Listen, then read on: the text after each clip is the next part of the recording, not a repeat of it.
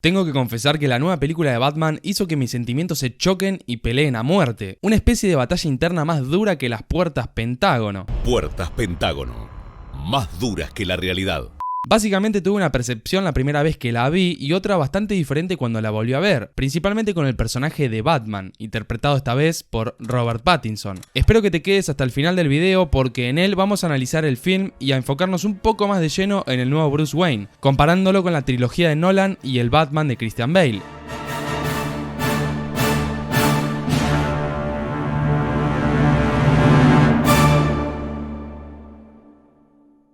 La vara de la trilogía de Christopher Nolan con las actuaciones de Christian Bale, Cillian Murphy, Tom Hardy, Heath Ledger, Gary Oldman, Michael Caine, Morgan Freeman, Liam Neeson, Katie Holmes, Maggie Gyllenhaal, Joseph Gordon-Levitt y otros grandes artistas estaba realmente alta. Altísima en realidad, y solamente estoy mencionando la trilogía de Nolan porque creo que es la expresión más increíble de Batman que se haya hecho alguna vez. Quizás sea porque es la que más me marcó a mí en la infancia y en la adolescencia, ya que si le preguntás a alguien de 40 o 50 años seguramente te dirían que el mejor Batman fue el de Keaton o el de Clooney. Y quizás si le preguntás a alguien más grande te diría el de Adam West. En fin, me pasó que ahora fui al cine sin muchas expectativas, pensando que este film iba a estar claramente por debajo de semejante obra maestra. Ir con esta mentalidad por un lado está bueno porque si no tenés las expectativas tan altas, no enfrentás la dolorosa y punzante decepción, pero por otro lado es negativo, ya que cuando formás una creencia en tu cerebro, este va a tratar de convencerte de que esa creencia es verdadera, condicionando todo lo que vivís. Y eso fue lo que me pasó, miré la película creyendo lamentablemente que no iba a ser superior que las de Nolan. Salí del cine contento porque me había parecido una muy buena película, pero teniendo bastante claro que estaba muy por debajo de las otras tres, opinando exactamente igual que días antes, incluso cuando todavía no la había ido a ver. Cuando en Instagram hablé de la película, dije que en mi opinión el Batman de Bale era mejor que el de Pattinson y que las Batman de Nolan eran mejores que esta, pero que por algún motivo necesitaba ver la película otra vez para estar 100% convencido y poder hacer un buen análisis. Como ya estás intuyendo, muchas cosas cambiaron cuando la vi nuevamente en la comodidad de mi casa. ¿Querés saber si creo que esta película le gana a las de Nolan y si el Batman de Pattinson es mejor que el de Bale? Bueno, al final te lo digo.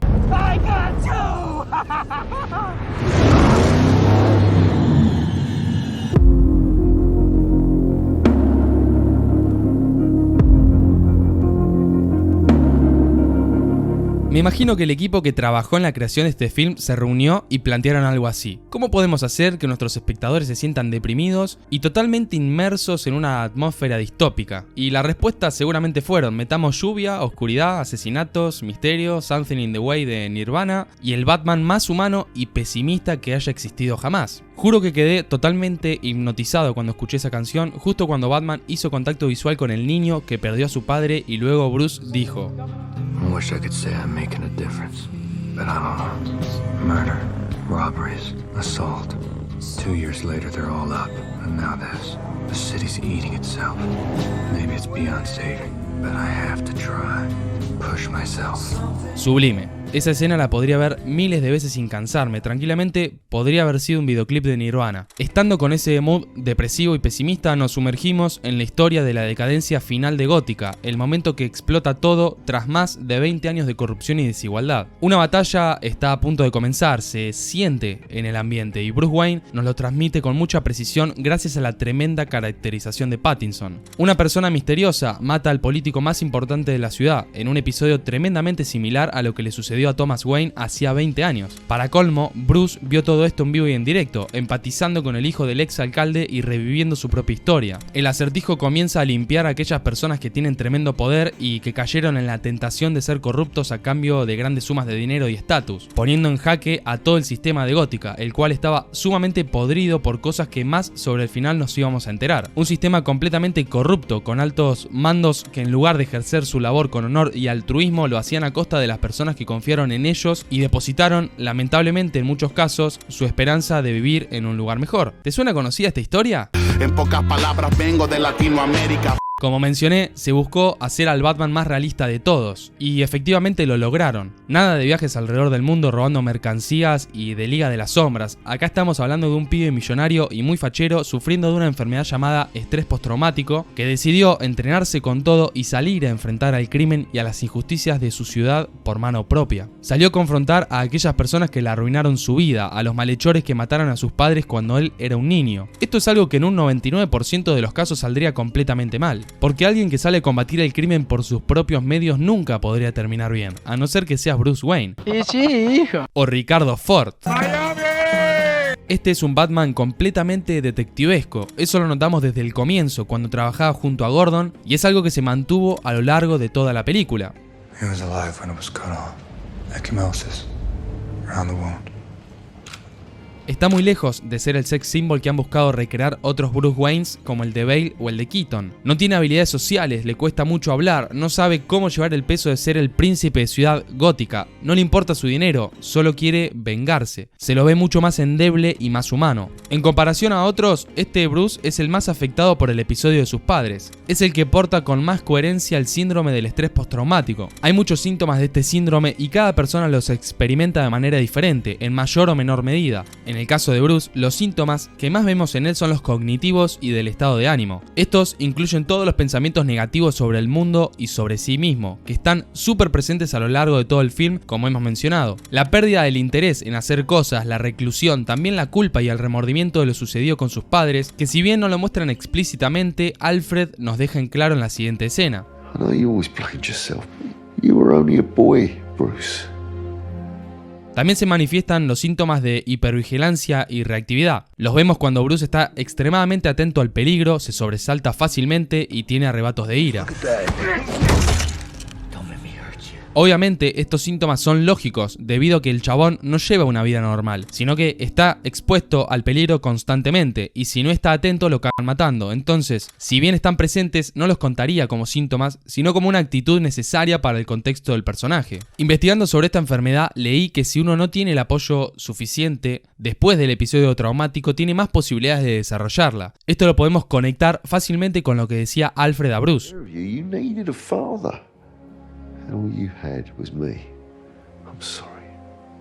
También buscaron hacer realistas a los enemigos. Falcone y Oz, el pingüino, son mafiosos que prácticamente tienen la ciudad a su merced, como sucede muchas veces en el mundo real. Para comparar, y con todo respeto a la tremenda película que es Batman del año 1989, acá no encontramos a un Jack Nicholson bailando y envenenando a toda la gente mientras desfilaba en su carruaje. El Acertijo es un joven que armó un movimiento terrorista en la Deep Web para luchar contra aquellas personas que le arruinaron la vida y le hicieron vivir los horrores más inmensos cuando era un huérfano. Esperá, acá encuentro similitudes. Bruce Wayne y el Acertijo están tan emparentados que en realidad asusta la coincidencia. You two have so much in common.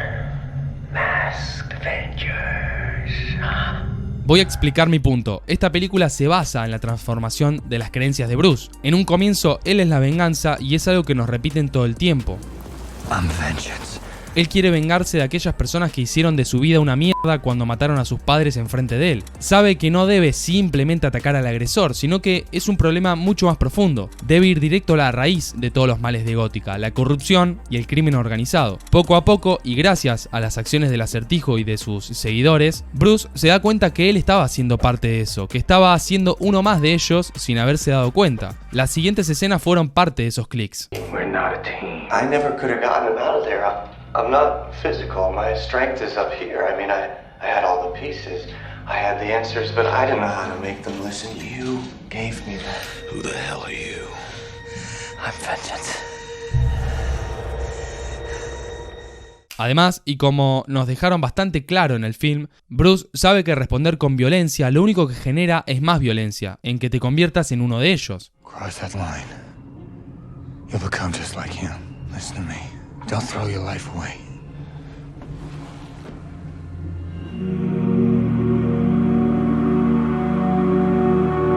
Otro punto importantísimo para la trama y lógicamente para nuestro personaje es cuando se entera de la turbia historia real de su familia, todo lo oscuro relacionado con Martha Wayne y las cosas que hizo su padre para esconder esa verdad. Sinceramente no me esperaba esto, ya que la mayoría teníamos la imagen de un Thomas Wayne intocable que solo había hecho cosas geniales en su vida y que no tenía semejante secreto guardado. Y obviamente tampoco se lo esperaba Bruce. He lied to me my whole life.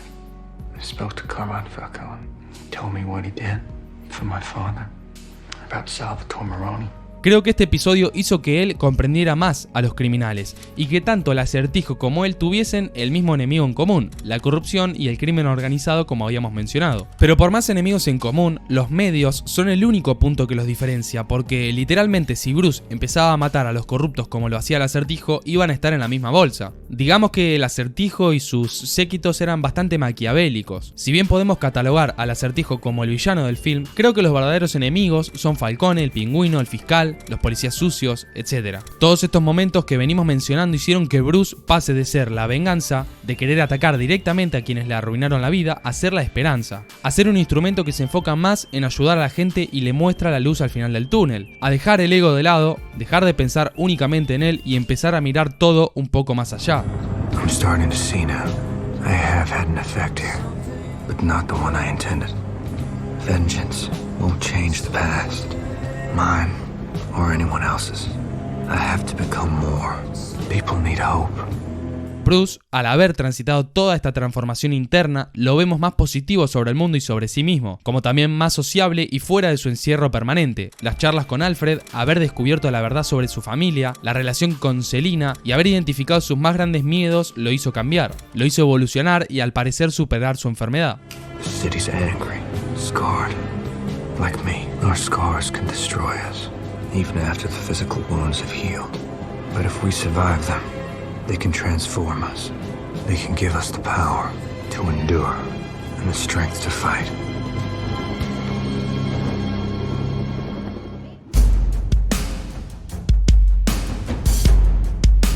Si vamos a comparar las Batman hechas por Nolan frente a esta dirigida por Matt Reeves, creo que en ambos casos estamos en presencia de un cine de altísima calidad desde cualquier punto que lo mires, aunque hay ámbitos donde una es más fuerte en comparación a la otra. La dirección no creo que sea uno de esos puntos porque ambos directores hicieron un trabajo magistral. Con la música me sucede lo mismo, sinceramente las pondría en el mismo lugar, del 1 al 10 les pongo un 11. El trabajo de Hans Zimmer en la trilogía se va de tema, ni hablar de lo que hizo Michael Giacchino en este film. Además, haber tomado la decisión de haber usado el tema de Nirvana fue de otro planeta. Todo lo relacionado a lo estético creo que es muy superior a la Batman nueva, es insuperable la atmósfera decadente que crearon, de la cual ya hablamos un poco. Un punto que considero que la trilogía de Nolan es ampliamente superior a esta película es su carga filosófica. Si bien acá hay mucha, y también la moralidad, la injusticia y el drama social son algunos de los principales focos, creo que Nolan llegó mucho más profundo. Te recomendamos ver principalmente el video que le dedicamos a Bruce de la trilogía, ahí tocamos bastantes temas filosóficos con cierta profundidad. Creo, y me duele mucho decir esto, que el nuevo Bruce Wayne es el mejor que vi. Perdón, Cristian. Algo que caracteriza a esta película en comparación a las demás es el realismo que se le trató de dar a cada una de las cosas, y con Bruce no fue la excepción. Está claro que las interpretaciones de cada uno de los actores que interpretaron a Batman fueron geniales, de eso no hay dudas, pero la diferencia acá radica en la construcción del personaje. Este Bruce es más coherente con su trastorno, como lo mencionamos anteriormente, es más endeble, más humano, más vulnerable. Los artefactos de este Batman son más realistas,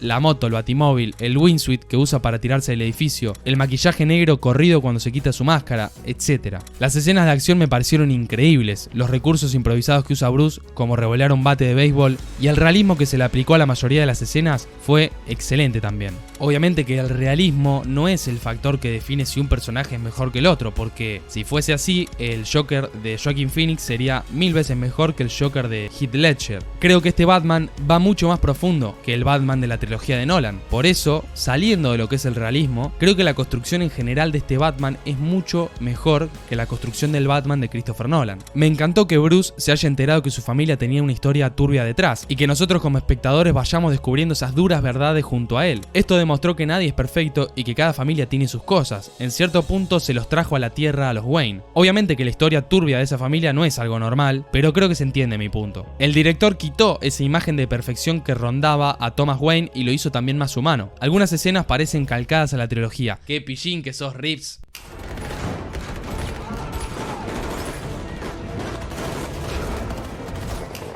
You see, this is how crazy Batman's made Gotham. You want order.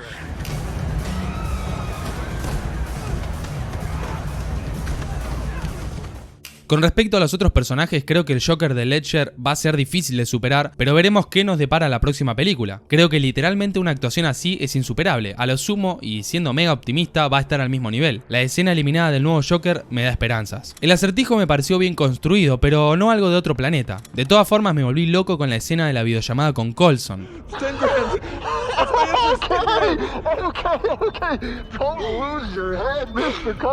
El Acertijo terminó saliéndose con la suya, ya que llevó a cabo su plan perfectamente, y eso es algo que me gustó mucho también. Un personaje que me fascinó fue el Pingüino. Tremenda la caracterización de Colin Farrell, me hizo acordar bastante a alguna que otra actuación de Robert De Niro. Zoe Kravitz estuvo excelente también, para mí fue superior a Anne Hathaway. Michael Caine como Alfred fue amplísimamente superior a Andy Serkis. Y ambos Gordons me gustaron bastante, pero me quedo con el interpretado por Gary Oldman. Algunas cositas no me terminaron de cuadrar en esta película, como el descubrimiento de la URL rata alada, el tiro que erra Selina Kyle a su padre, teniendo en cuenta que ella era excelente con todo lo relacionado a la lucha cuerpo a cuerpo, y supongo que sabía usar armas. La explosión en la cara de Batman que no le dejó ni colorada la cara. O lo fácil que encontraron al Acertijo, aunque esto es relativo porque Riddler quizás quería que lo encuentren. El final de este film también me pareció un poco flojo, me refiero a la parte con Selina Kyle y también a las escenas del manicomio. Quizás si hubiese terminado con Batman rescatando a la gente habría sido mejor, pero esto es una opinión muy personal. Deben haber querido promocionar al Joker, seguramente el villano de la próxima película, y eso está muy bien. Más allá de estos detalles, que son eso, detalles, puedo decir que esta película es una joyita del cine, con escenas memorables como la persecución con el Pingüino o la voz en off de Bruce con la canción de Nirvana. Totalmente agradecido de que sigan creando estas cosas y que haya tantos nuevos talentos, y también que una historia tan increíble como es la de Batman siga sacando contenido nuevo, fresco y con muchísima profundidad. Te recomendamos que veas la serie de videos que hicimos sobre la trilogía de Batman de Nolan. En esos videos profundizamos bastante en cada uno de los personajes principales y nos metemos de lleno en muchos de los conceptos filosóficos que este excelso director nos quiso transmitir. También queremos que nos comentes tu opinión sobre qué te pareció esta película y si querés que hagamos o no un video exclusivo del Acertijo. Muchísimas gracias al experto en taquería Juan Murúa, Rubén Morgado y Pedro Oscar Olaizola porque aportaron económicamente a este proyecto en esta semana. ¡Hasta la próxima!